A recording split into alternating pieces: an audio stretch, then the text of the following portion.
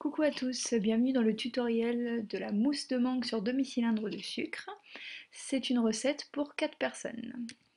Alors, je vais distinguer deux étapes de réalisation pour le tutoriel. Donc d'abord pour faire le demi-cylindre en sucre et ensuite je vais vous expliquer pour la mousse à la mangue. Alors les ingrédients pour le demi-cylindre au sucre, il va vous falloir 150 g de fondant pâtissier. Donc là c'est un fondant pâtissier que j'ai fabriqué moi-même.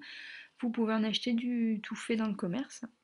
Ensuite, un petit peu de noix de coco râpée pour le décor et 60 g de glucose. Alors, donc on va commencer à faire cuire le glucose et le fondant à 160 degrés.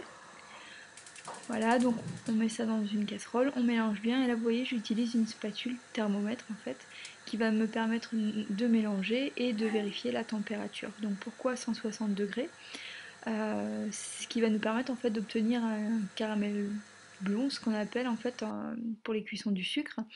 Et en pâtisserie, c'est donc à cette température-là qu'on travaille pour faire du sucre tiré. Et c'est un petit peu le principe qu'on va utiliser justement aujourd'hui pour faire le demi-cylindre au sucre. Donc une fois qu'on a atteint les 160 degrés, on va avoir ce genre de préparation. Donc on va verser sur un papier sulfurisé. On va le laisser refroidir et donc le sucre va cristalliser. Ça va faire une espèce de petite plaque comme ça. Et donc cette petite plaque, juste, on va la casser pour récupérer à peu près 80 grammes.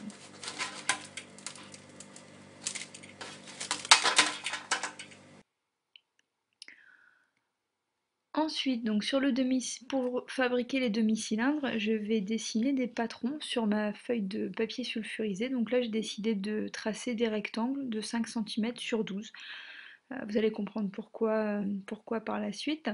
Donc bien sûr, quelque chose qui est très important, c'est qu'avant de poser donc justement les morceaux de sucre cassés, donc avant de les reposer, on retourne en fait la feuille de papier sulfurisé. Pourquoi? Parce qu'au niveau hygiène, sinon le stylo sur la nourriture c'est pas terrible. Et puis en fait avec la cuisson, le stylo va s'imprégner sur votre cylindre au sucre et du coup vous allez avoir des traces de crayon, ça va pas être très joli. Donc voilà. Donc cette plaque, une fois qu'on a disposé les morceaux de sucre qu'on a cassés donc sur le papier sulfurisé, on va mettre au four. Alors moi j'avais réglé mon four sur à peu près 120 degrés. Faut pas qu'il soit trop chaud. Donc là en fait on va faire cuire et donc ça va fondre. Il faut pas que ça soit trop liquide et il faut pas que ça soit non plus trop dur parce que sinon on va pas arriver à le travailler. Donc ça c'est un petit peu à l'œil.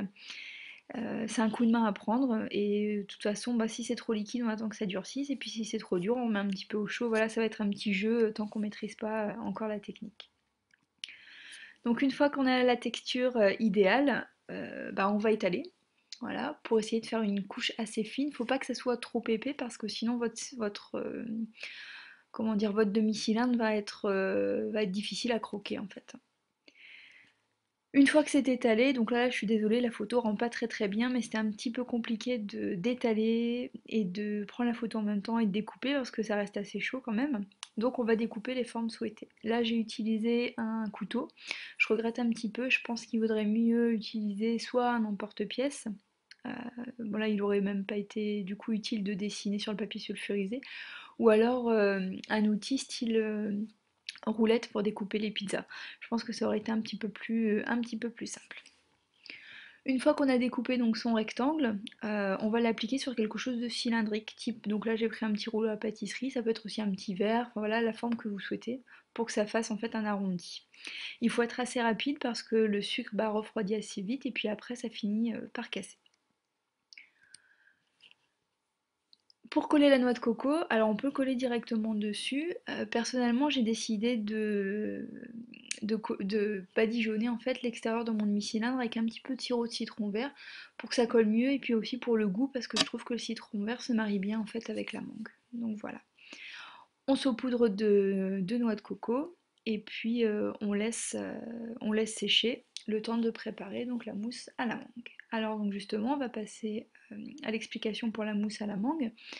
Donc là, il va nous falloir 200 ml de crème fleurette, 150 g de mangue. Donc là, j'ai utilisé des mangues surgelées que j'ai laissées décongeler au réfrigérateur et une feuille de gélatine.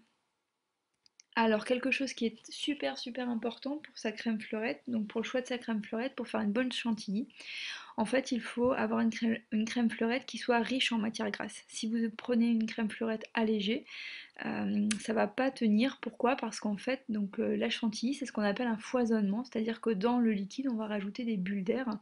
Et en fait, ce sont les lipides qui vont s'agglomérer autour de ces bulles d'air pour donner justement ce foisonnement, cette consistance. Donc si vous n'avez pas assez de matière grasse dans votre crème fleurette, ça va pas bien tenir, vous n'aurez pas une bonne tenue. Donc important de prendre une bonne crème. Donc là, je vous ai mis 3 exemples de crèmes avec lesquelles je travaille. Ensuite, donc on va mettre la feuille de gélatine à ramollir dans de l'eau froide. Ensuite, on va mixer la mangue, donc là je l'ai mis dans un petit mixeur.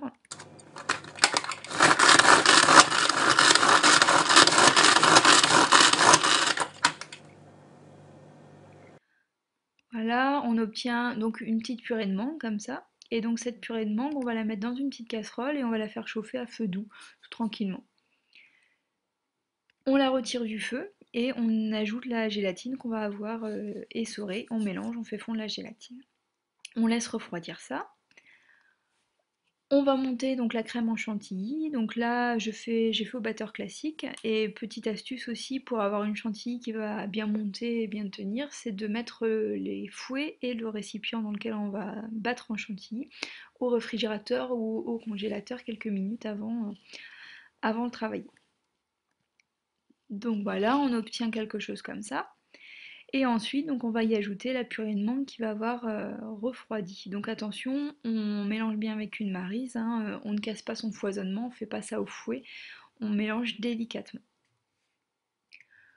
On met la mousse de mangue donc dans sa poche à douille. Et donc on garnit son demi-cylindre. Alors après, moi j'ai fait comme ça, vous pouvez choisir l'embout aussi que vous voulez pour votre poche à douille. J'ai fait sous forme de petites vagues, vous pouvez garnir selon votre choix. Pour la petite déco, donc là j'avais décidé de garder en fait une petite tranche de mangue et puis avec des emporte-pièces, donc j'ai découpé des formes que j'ai insérées donc dans ma mousse de mangue.